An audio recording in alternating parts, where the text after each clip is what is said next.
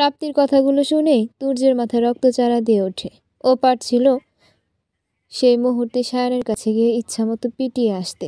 কথাগুলো বলতে বলতে প্রাপ্তির চোখে পানি টলমলো করছিল। শুধু চোখ ভেদ করে গাল বেয়ে গড়িয়ে পড়তে বাকি ছিল। মোনা প্রাপ্তিকে বলল, আমি তোমাকে যে মেসেজগুলো দিয়েছি সেগুলো কি তুমি দেখোনি? লাস্ট মেসেজটা দেখোনি? প্রথম 4টা দেখেই আমার মেজাজ খারাপ হয়ে গিয়েছিল। ওই লাস্ট মেসেজটাই বেশি ইম্পর্ট্যান্ট ছিল। আর তুমি সেটাই দেখোনি? কী ছিল ওটাতে? ও ওইটাতে আমি তোমার ব্যাগ থেকে ফোন নিয়ে আসছি। মোনা প্রাপ্তির ব্যাগ থেকে ফোন এনে প্রাপ্তির হাতে দিল। প্রাপ্তি সে মেসেজটা ওপেন করে দেখে ওখানে একটা SMS ছিল, একটা স্ক্রিনশট। সেখানে সায়নী স্পষ্টভাবে লিখেছিল উত্তরা থেকে ফেরার আগে ও প্রাপ্তিকে খুন করবে আর রিয়াকে নিয়ে নতুনভাবে সংসার শুরু করবে। মেসেজটা পড়ে প্রাপ্তি খুব অনুতপ্ত বোধ করছিল। ভাবছিল, মোনা আমাকে এত করে বলল, এতবার আমাকে বোঝালো, আমি ওকে ইগনোর করে গেলাম। একটাবারও ওর কথাগুলো মন দিয়ে ভেবে দেখিনি যে একটা মানুষ সত্যি এত সহজে হঠাৎ করে চেঞ্জ হতে পারে না। ও আমার ভালোই চাইছিল, আর আমি ওর কথা কোনো মূল্য তো দিলামই না, উল্টা ওকে যা তা বলে অপমান করেছি। মোনার ডাকে প্রাপ্তি তার ভাবনার জগৎ থেকে বেরিয়ে আসলো। তারপর মোনার কাছে ক্ষমা চাইল। 2 হাত জোর করে মোনা বলল, ক্ষমা চাইতে হবে না। আমি জানি তুমি সায়নকে মন থেকে স্বামীর মর্যাদা দিয়েছ, তাকে প্রাণ উজাড় করে ভালোবেসেছ, তাই ওকে সন্দেহ করতে পারোনি। হ্যাঁ, ঠিকই বলেছ আপু, ওকে আমি খুব বেশিই ভালোবাসি। বাসি মানে? এখনও? প্রাপ্তি কিছু না বলে মাথা নিচু করে বসে আছে। মোনা আবার বলল, প্রাপ্তি, বাহ, যে তোমাকে খুন করতে চাইলো তাকে তুমি এখনও ভালোবাসো?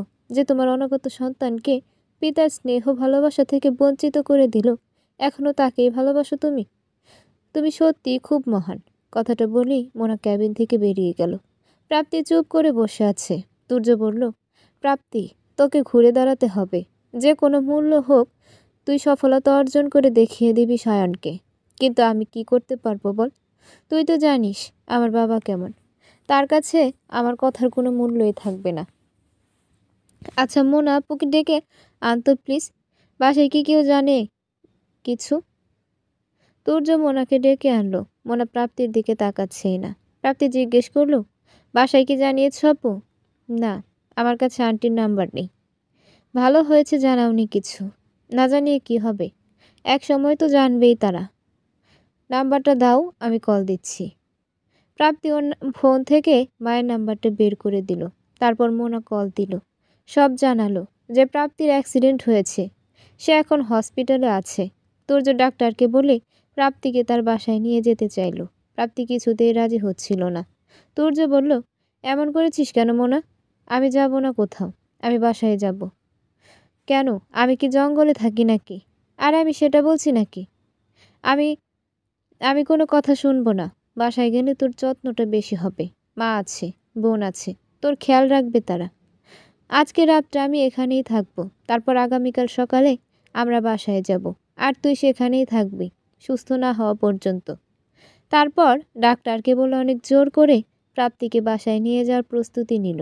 পরদিন সকালে প্রাপ্তির মা এসে ওকে দেখে একেবারে ভেঙে পড়েছে। তুর্য বলল, আন্টি, আমরা একটু পরেই বাসায় যাব, আপনি একেবারেই ভেঙে পড়বেন না, আর যা কথা বলার বাসায় গিয়ে বলবেন। একটু পরে ডাক্তার রিলিজ স্লিপ দিয়ে যাবে। বাবা, তুমি সেই ছোট থেকে সব কিছুতেই আমার প্রাপ্তির খেয়াল রেখে আসছো, আজও এই মৃত্যুর হাত থেকে রক্ষা করলে তুমি। আরে না আন্টি, আমি বেশি কিছু করিনি। ধন্যবাদ দিলে মোনাকে দিন। ও যদি প্রাপ্তিকে নিয়ে মেডিকেলের সময় মতো না আসতো তাহলে ও হয়তো বেঁচে থাকতো না। তারপর মোনার সাথে প্রাপ্তির মা কথা বললেন, ওকে ধন্যবাদ জানালেন। তারপর কিছুক্ষণ পর প্রাপ্তির রিলিজ স্লিপ দিয়ে গেল।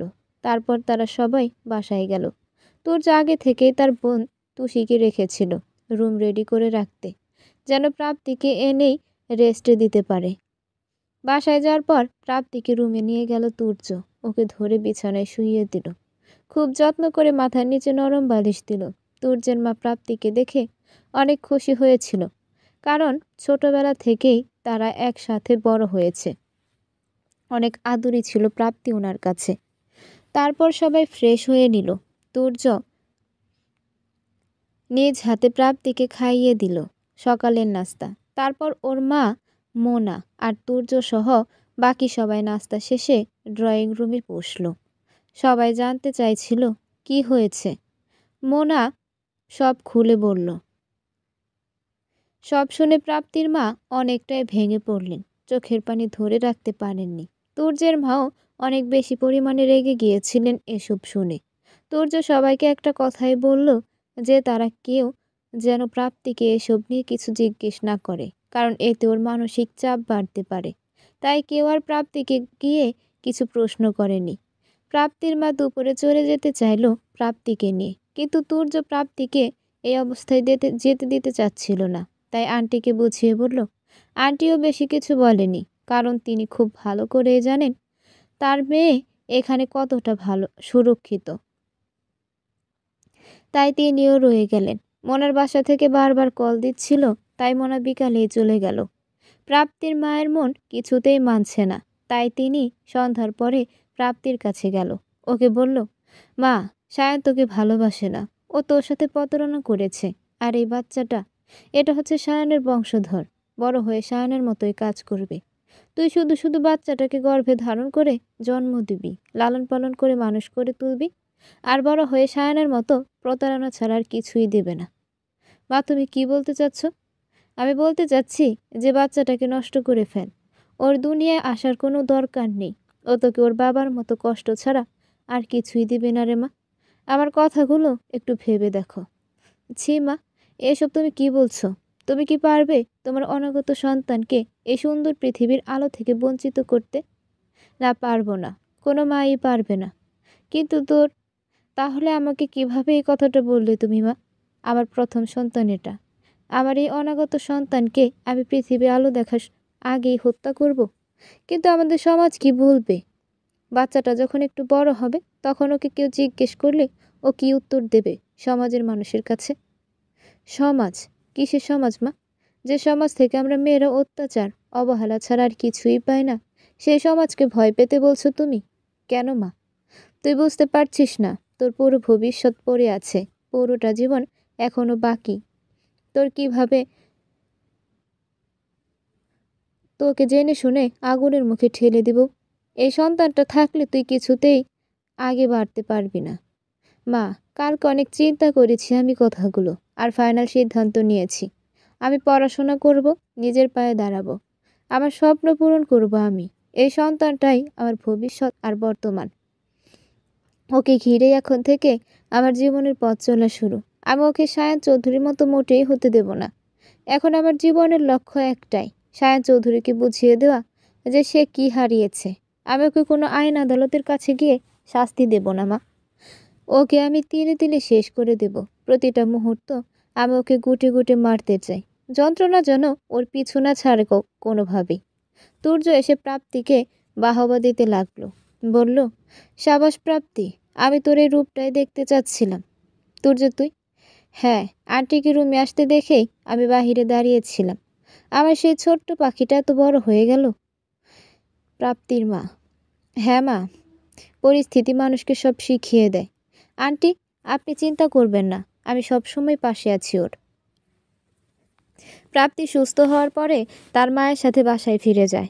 ওর বাবা সব জানার পরে ওকে অনেক প্রেশার দিচ্ছিল বাচ্চাটা নষ্ট করে ফেলার জন্য, কিন্তু প্রাপ্তি কোনোভাবেই তার বাচ্চার কোনো ক্ষতি হতে দেবে না। প্রাপ্তির বাবাও কোনোভাবে মানছে না। তিনি প্রাপ্তিকে বলল, দেখো প্রাপ্তি, আমি একজন ব্যবসায়ী ব্যক্তি, সমাজে আমার মান সম্মান আছে। তোর কারণে আমি সেটা হারাতে চাই না। নিজের জীবন থেকে মান সম্মান বেশি গুরুত্বপূর্ণ মনে হচ্ছে তোমার? দেখ মা, আমি একজন ব্যবসায়ী লোক, রোজ রোজ অনেকের সাথে আমার উঠা বসা। ওরা যখন জানতে চাইবে এ বাচ্চার বাবা কে, মেয়ে বাপের বাড়িতে এতদিন কেন থাকছে, তখন আমি কি উত্তর দেব বল? সেটা তুমি আমার উপর ছেড়ে দাও বাবা, আমি হ্যান্ডেল করতে পারবো এই নিকৃষ্ট সমাজ আর সমাজের মানুষকে। প্রাপ্তির বাবাকে ও অনেকভাবে বোঝালো, তারপর তিনি আর কথা বাড়ালেন না। অ্যাডমিশনের সময় প্রায় কাছাকাছি এসে পড়েছে, আর 1 মাস বাকি। তোর যে সাহায্য নিয়ে প্রাপ্তি একটা প্রাইভেট ভার্সিটিতে অ্যাডমিশন নিল। এবার ওর স্বপ্ন পূরণের পালা। ও উকিল হতে চেয়েছিল, তাই ল নিয়ে পড়াশোনা করছে বর্তমানে। একদিন প্রাপ্তির শাশুড়ি তাকে কল দিল, বলল, আমার ছেলেটাকে আমি তোর হাতে দিয়ে এসেছি রে মা। আমার বিশ্বাস ছিল তুই ওকে মানুষ করে তুলতে পারবি, কিন্তু তুই ওকে ছেড়ে চলে গেলি। মা, আপনাকে কে বলেছে আমি ওকে ছেড়ে চলে এসেছি? শায়ান আমাকে ফোন দিয়েছিল, ও বলেছে। বাহ, আমি অবাক হচ্ছে আপনার ছেলের কথা শুনে। আপনি কি জানেন আপনার ছেলে আমার সাথে কি করেছে? আমি জানি ও তোর সাথে খারাপ ব্যবহার করে, অন্য মেয়েদের নিয়ে পড়ে থাকে, নেশা করে, কিন্তু তার সমাধান তো আমি দিয়ে এসেছি তোকে।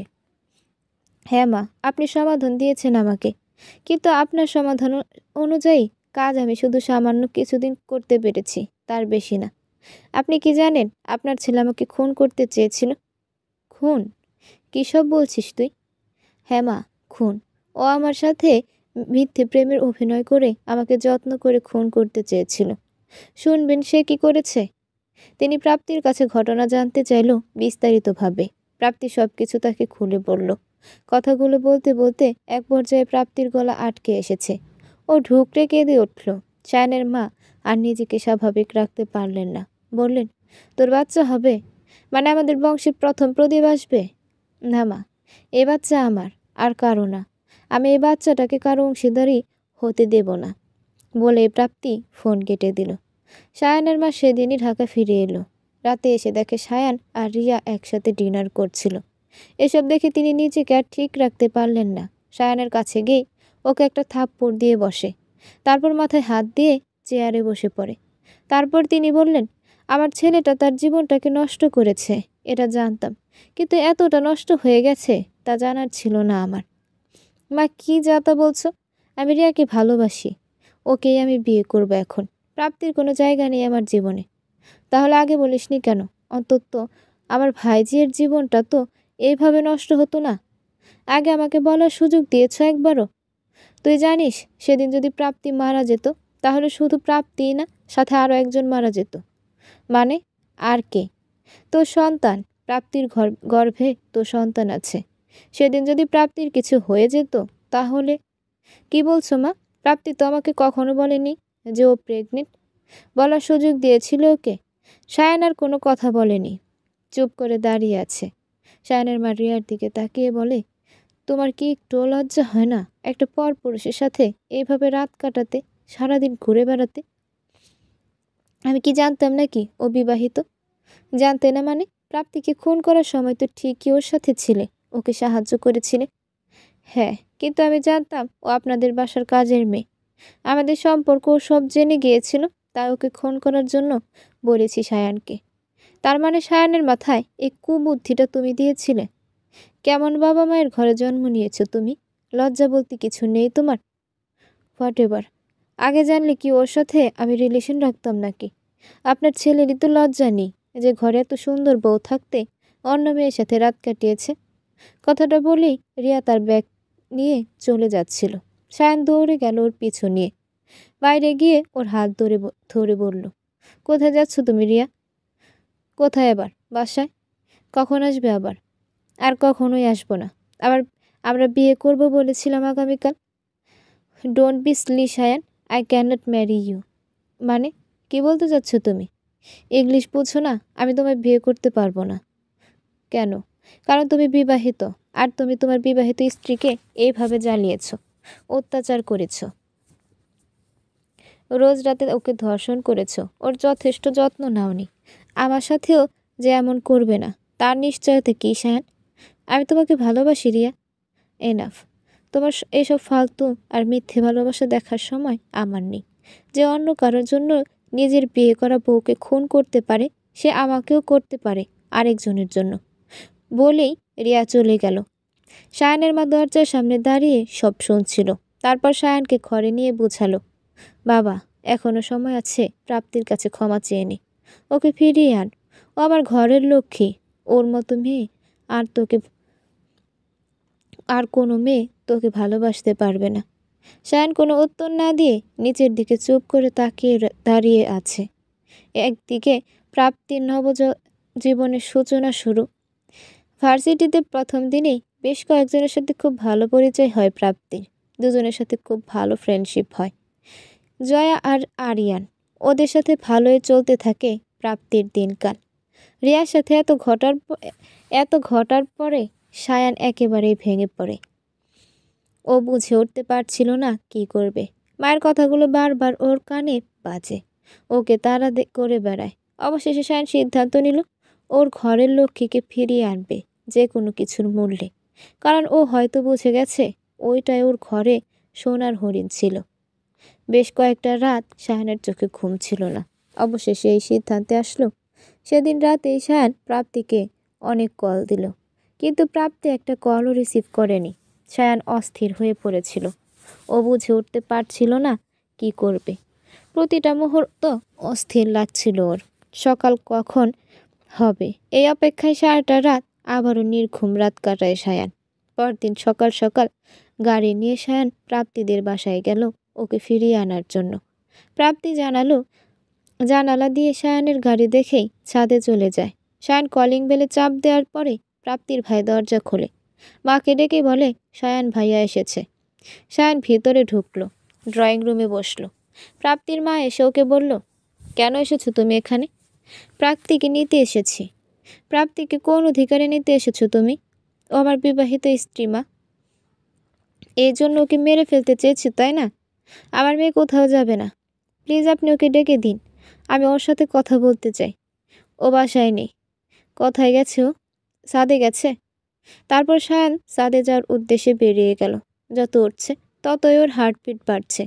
নিজের কাছেই নিজেকে প্রশ্ন করছে কোন মুখ নিয়ে যাবে প্রাপ্তির সামনে। তারপর নিজেকে সামাল দিচ্ছিল যে ও পারবে, ওকে পারতে হবে। ও বুঝে গিয়েছে প্রাপ্তিকে ছাড়া ওর চলবে না। প্রাপ্তি ওর সব এখন। ছাদে গিয়ে দেখে প্রাপ্তি ছাদের এক পাশে দাঁড়িয়ে আছে। বাতাসে ওর খোলা চুলগুলো উঠছে এলোমেলোভাবে। প্রাপ্তি সায়ানের উপস্থিতি বুঝতে পারল।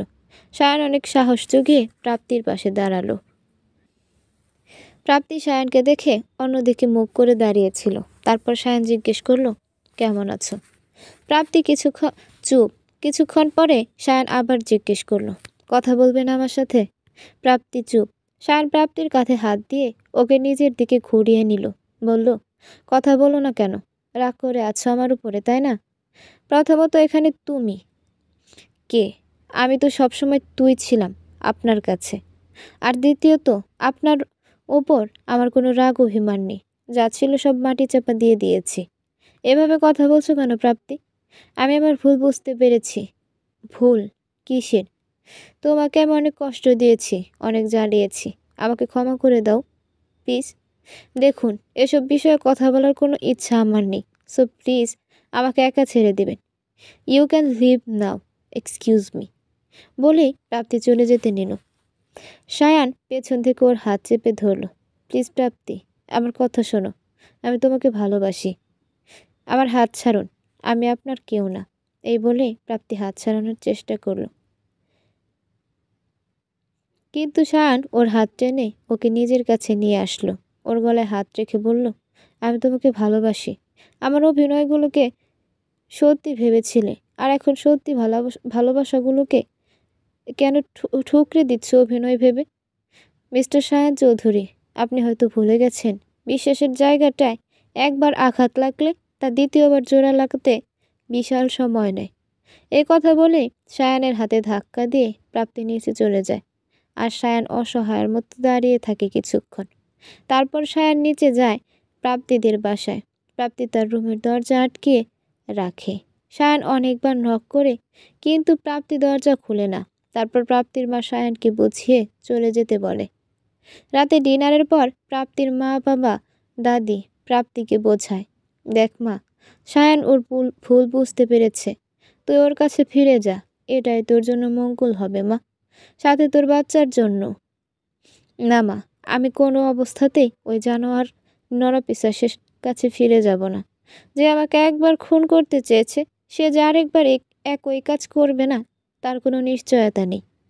তোর গর্ভে ওর সন্তান আছে দিদিভাই, ও এই কাজ আর করবে না, বিশ্বাস রাখ। হ্যাঁ, তোর মা ঠিকই বলেছে, ওর কাছে ফিরে যাওয়াই তোর জন্য উত্তম হবে, যেহেতু ও তোকে ফিরিয়ে নিতে চাচ্ছে। না বাবা, আমি যাব না। যদি আমাকে তোমাদের বাসায় রাখতে কোনো সমস্যা হয় তাহলে খোলাখুলি বলে দাও, আমি আমার পথ বেছে নেব। দিদি ভাই, এইভাবে বলিস না। স্বামী মেয়েদের জান্নাত। ও যখন ওর ভুল বুঝতে পারছে, তুই ওর কাছে ফিরে যা। বাহ, তোমরা সবাই দেখি সায়ন চৌধুরীর পক্ষে কথা বলছো। ও আমার সাথে কি করলো সেটা একবারও ভাবলে না? আমি কোনোভাবে এই নরকে ফিরে যাব না, আর এটাই আমার শেষ সিদ্ধান্ত। বলেই প্রাপ্তি ওর রুমে চলে গেল। রাত 12টা বাজে, ওর চোখে ঘুম নেই। হঠাৎ করেই ফোন স্ক্রিনে চোখ পড়ে। তুর্য কল করেছে। বেশ কয়েকবার কল দেওয়ার পর প্রাপ্তি ফোন রিসিভ করলো। হ্যালো, কিরে, তোকে এত কল দেই, কল রিসিভ করিস না কেন? আমার উপর কি রেগে আছিস? না, রেগে থাকবো কেন? গত কয়দিন ধরে তুই আমার কল রিসিভ করছিস না ঠিক মতো। কি হয়েছে বল তো? কিছু না, তোকে বলতে বলেছি, বল কি হয়েছে। তারপর প্রাপ্তি তুর্যকে সব খুলে বলল। সকালে প্রাপ্তি ঘুম থেকে উঠেই রেডি হচ্ছিল বাইরে যাওয়ার জন্য। ভার্সিটিতে যাবে। রেডি হয়ে ও বাইরে চলে গেল। ভার্সিটিতে যাচ্ছে, ক্লাস করছে, ভালো হয়ে যাচ্ছে ওর দিনকাল। তুর্য এতটা সাপোর্টিভ যা প্রাপ্তি কখনো কল্পনাও করতে পারেনি। প্রতিটা পদে তুর্য ওকে হেল্প করে। সায়ন প্রাপ্তিকে কল দিয়েই যায়, কিন্তু প্রাপ্তি রিসিভ করে না। বিরক্ত হয়ে ও সিম চেঞ্জ করে ফেলে। তারপর সায়ান যতই কল দেয়, নাম্বার অফ।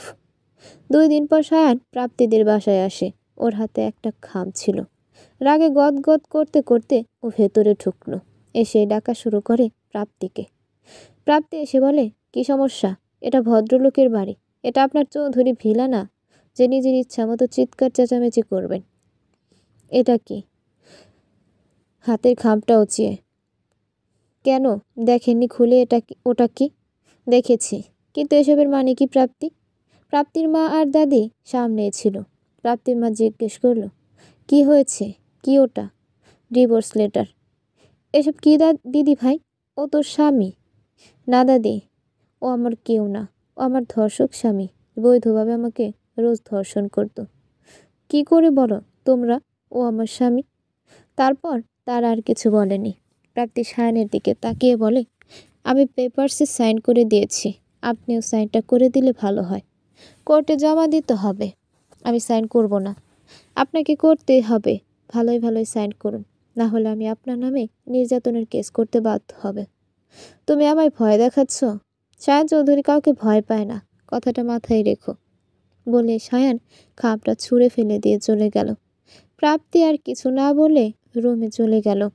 বিকালে ওর মা আর দাদি ওকে অনেক বোঝালো, কিন্তু ও কিছুতেই রাজি হচ্ছিল না। ও ডিভোর্স চায়। প্রাপ্তির মা বলল, দেখ প্রাপ্তি, আমরা তোর ভালো চাই। তুই সায়নকে ডিভোর্স দিচ্ছিস, ভালো কথা, আমাদের আপত্তি নেই। কিন্তু ডিভোর্স দিলে তোর এই বাচ্চাটাও নষ্ট করতে হবে। হয় সায়নের কাছে ফিরে যাবি, না হয় বাচ্চা নষ্ট করবি। আমরা তোকে কতদিন আমাদের ঘাড়ে বসিয়ে রাখবো? ও, আমি তাহলে বোঝা হয়ে দাঁড়িয়েছি তোমাদের কাছে?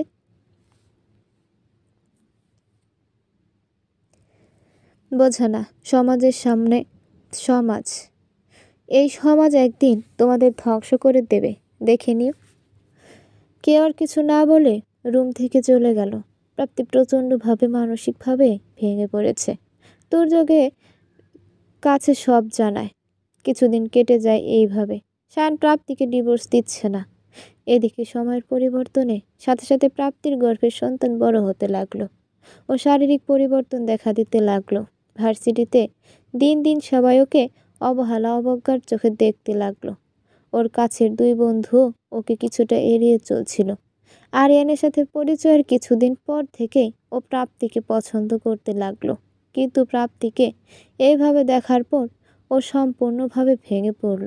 ভার্সিটিতে সবাই ওকে এইভাবে এড়িয়ে যাওয়ার কারণে ওর মনটা খুব খারাপ হয়ে গেল। তারপর একদিন ও আরিয়ান আর জয়ার সাথে কথা বলে। ওদেরকে জানায় ও বিবাহিত। তারপর জয়া বলে, এ কথা আগে বলতে পারতি, তুই আমাদেরকে। অন্তত এভাবে ভুল বুঝতো না কেউ তোকে। প্রাপ্তি চুপ। তারপর জয়া আবার বলল, ভাইয়া কে রে? কখনো তো দেখালিও না, বললিও না। তোর সাথে যে ছেলেটা প্রায় সময় আসে, সে? কোন ছেলেটা? ওই যে লম্বা, ঝাঁকড়া চুল, চশমা পরে। ওই হ্যান্ডসাম ছেলেটা? তুর্য? নাম তো জানি না ওনার। হ্যাঁ, ওর কথাই বলছিস? না, ও আমার বেস্ট ফ্রেন্ড, ও আমার হাজব্যান্ড না। তাহলে কে তোর হাজব্যান্ড? ও মরে গেছে কয়েক মাস আগে। মরে গেছে মানে? মানে আবার কি? মরে গেছে মানে মরে গেছে। কেউ আর কোনো কথা জিজ্ঞেস করলো না প্রাপ্তিকে। প্রাপ্তি পথে ঘাটে আসা যাওয়ার সময় অনেকেই অনেক কথা বলা বলি করে। ওর বাবাকে অনেকেই অনেক কিছু বলে। একদিন বিকালে ওর বাবা ওকে বলে, আমি বাসা থেকে বের হতে পারি না লোক লজ্জার ভয়, শুধুমাত্র তোর কারণে। তুই কেন ফিরে যাচ্ছিস না সায়ানের কাছে? আমি একবার আমার উত্তর দিয়ে দিয়েছি, বাবা তোমরা চিন্তা করো না, আমি চলে যাব এখান থেকে।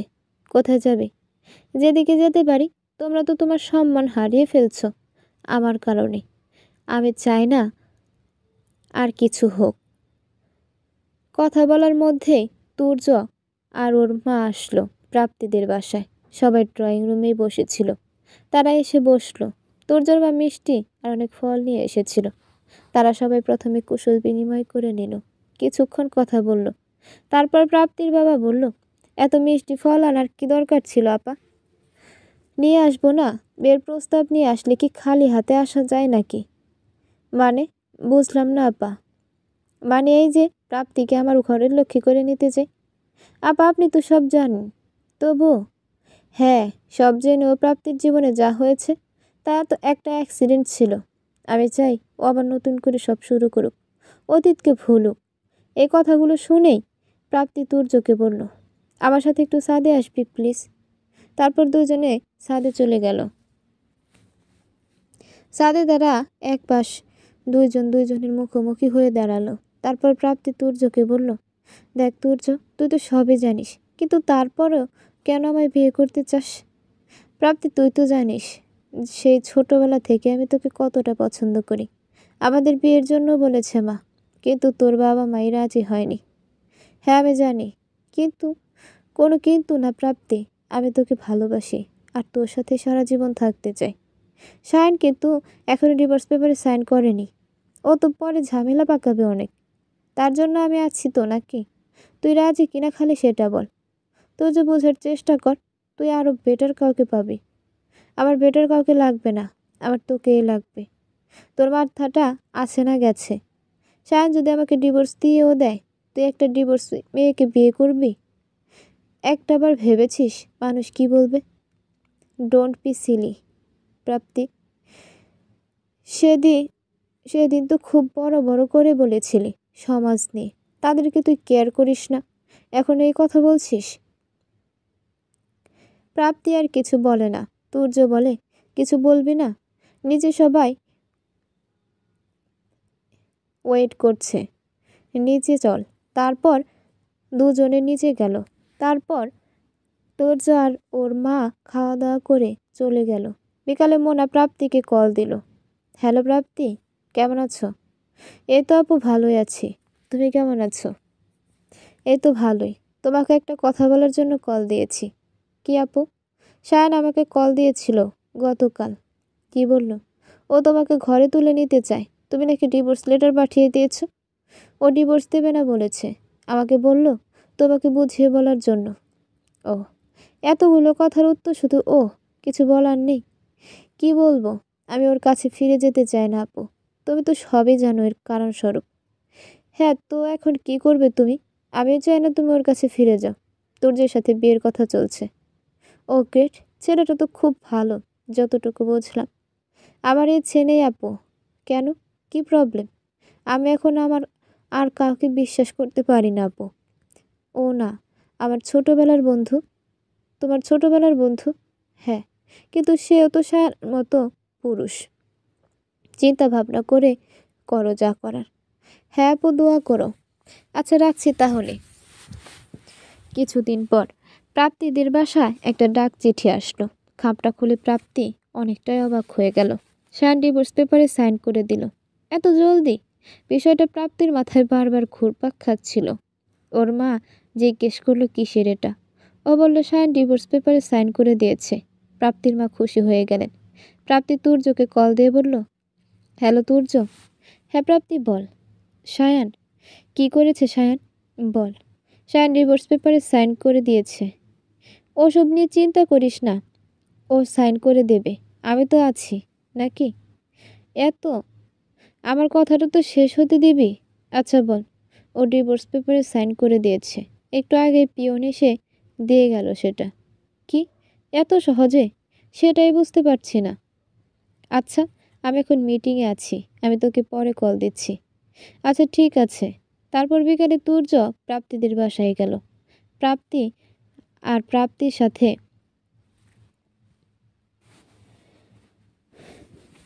বসে কথা বলল। সায়ানের এত সহজে ডিভোর্স দেওয়ার ব্যাপারটা কেমন যেন লাগছিল তাদের কাছে। যাই হোক, তুর্য বলল, এবার তো রাজি তুই? কে বলল আমি রাজি? মানে তুই বিয়েতে রাজি না? না। কেন প্রাপ্তি?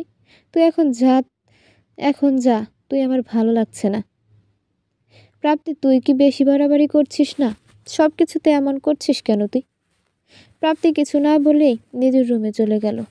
রাতে নিজের পড়াশোনা শেষ করে ডিনার করতে গেল। তখন প্রাপ্তির বাবা বলল, কি রে, কোনো সিদ্ধান্ত নিসনি এখনো? কিসের সিদ্ধান্ত বাবা? তুর্যের সাথে বিয়ের কথা চলছে, ভুলে গেছিস? বাবা প্লিজ, তোমরা সবাই আমাকে এইভাবে প্রেশার দিও না, আমার ভালো লাগে না আর এসব বলে প্রাপ্তি অর্ধেক খাবার রেখেই রুমে চলে গেল। রাতে সায়ন কল দিল, সাথে সাথেই প্রাপ্তি রিসিভ করলো। এত সহজে পেপারে সাইন করলেন? আবার কোন প্ল্যানিং করেছেন আমাকে খুন করার? প্রাপ্তি, আমি তোমাকে ভালোবাসি। কথাটা শুনে প্রাপ্তি একটা অট্ট হাসি দিয়ে বলল, ভালোবাসা? এই শব্দটা আপনার মুখে মানায় না সায়ন চৌধুরী। ভালোবাসা মানে বুঝেন তো? এভাবে বলছো কেন প্রাপ্তি? আপনার কাছে ভালোবাসা মানে চাহিদা, নিজের স্ত্রীকে বৈধভাবে ধর্ষণ করা আর অন্য মেয়েদের নিয়ে রাত কাটানো। প্লিজ প্রাপ্তি, এভাবে বলো না। আপনি কি জানেন আমি আপনার কি হই? তুমি আমার বিবাহিত বউ প্রাপ্তি।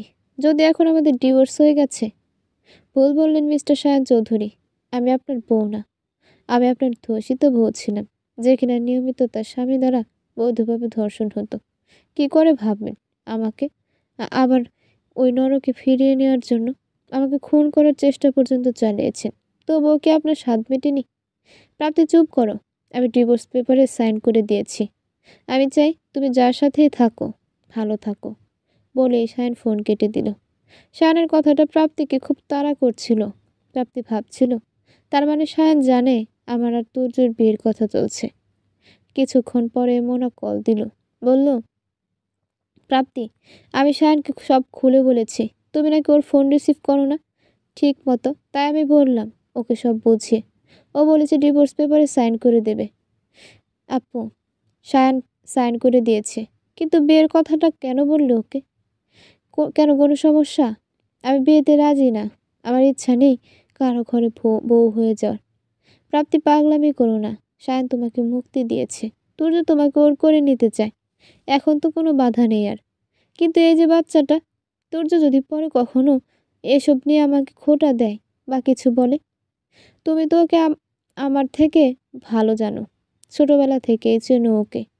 হ্যাঁ আমি জানি ও অমন না, কিন্তু ভেবে চিন্তে করো, তোমার অনাগত সন্তানও আর কারো কথার সম্মুখীন হবে না, যে তোমার বাবাকে। তোমাকে সমাজ মেনে নিতে বাধ্য। ঠান্ডা মাথায় ভেবে দেখো সব কিছু। রাখছি। প্রাপ্তি আবার দ্বিধাদ্বন্দ্বে পড়ে গেল।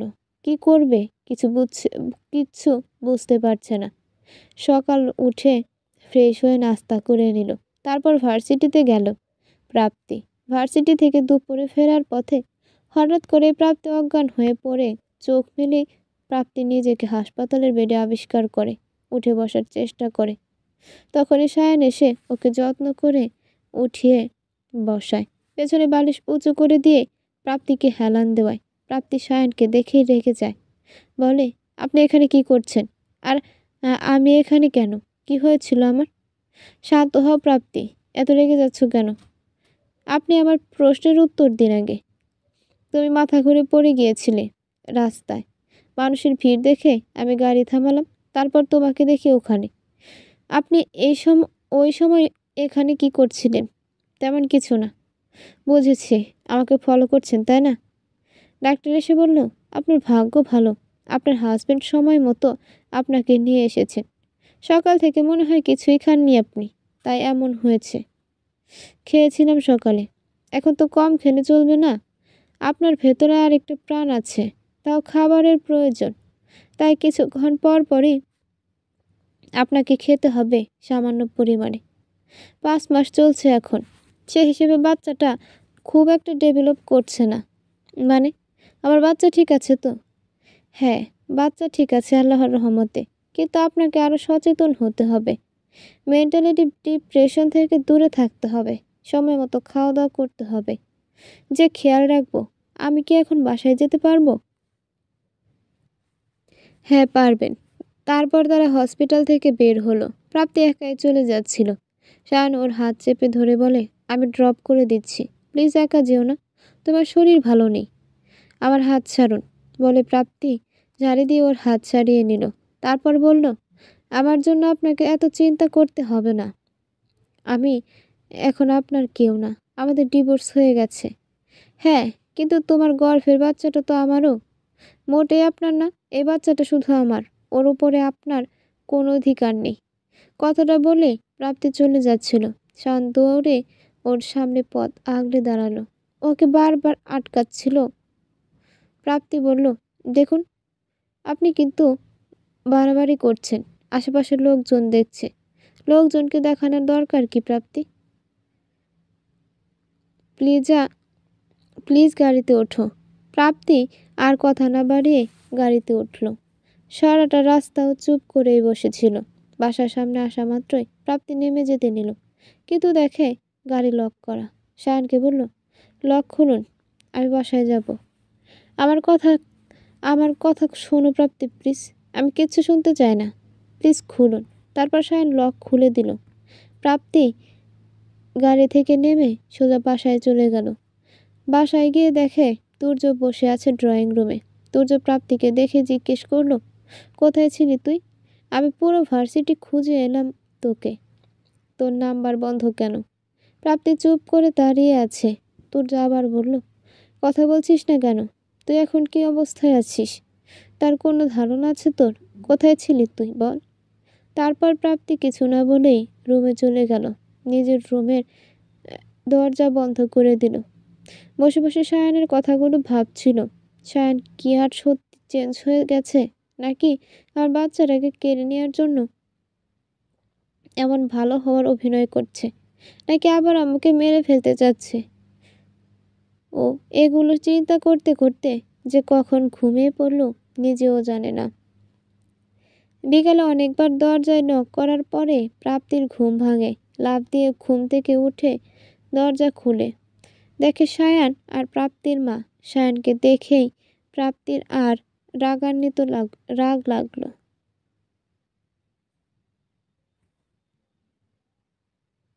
প্রাপ্তির মা বলল, তোর কি হয়েছিল, একটু জানানোর প্রয়োজন মনে করলি না? আমরা কি তোর কেউ না? তোর এই অবস্থায় আমরাই তো তোর খেয়াল রাখবো। আর তুই যদি এইভাবে চুপসে থাকিস, তাহলে আমরা বুঝবো কিভাবে? সায়ান যদি এখন এসে না বলতো, তাহলে তো আমরা জানতেই পারতাম না। না এসব কিছু না, আমি ঠিক আছি। তোর ফোন বন্ধ কেন? জানি না, চার্জ নেই মনে হয়। আর খেয়ে নে, দুপুরে এসেই রুমে ঢুকে পড়েছিস। ডাক্তার এইভাবে বলার পরও তুমি কিছু খাওনি এখনো? কেন এমন পাগলামি করো প্রাপ্তি? দয়া করে আপনি এখান থেকে চলে যান, আমাকে একটু শান্তিতে থাকতে দিন প্লিজ। সায়ানের ভেতরটা দুমড়ে মুচড়ে শেষ হয়ে যাচ্ছিল প্রাপ্তির প্রতিটি কথার আঘাতে, অবহেলা, অবজ্ঞায়। সায়ান